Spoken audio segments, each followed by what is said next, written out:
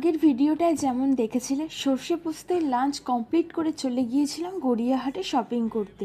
আর এটা আমার চোখে নতুন পড়লো, এত সুন্দর সুন্দর চুলের কাঁটা, সবাই গিফট করতে পারো কাছের মানুষকে। আর ও কলকাতার বাইরে ছিল বলে আমার সেভাবে অত বেরোনাও হয়নি শপিংয়ের জন্য।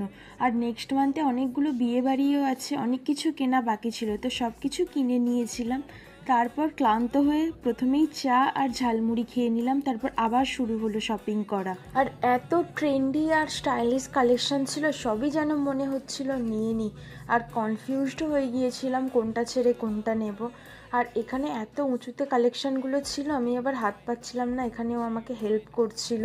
অনেক কিছুই শপিং করা হয়ে গিয়েছিল সেই দিন। তারপর শপিং করে বাড়ির উদ্দেশ্যে রওনা হলাম, আর একটা চাউমিন নিয়ে দুজনে শেয়ার করে সেদিনের ডিনারটা কমপ্লিট করে বাড়ি ফিরলাম। ভিডিওটা তোমাদের ভালো লাগলে চ্যানেলটা অবশ্যই সাবস্ক্রাইব করে দিও। টাটা।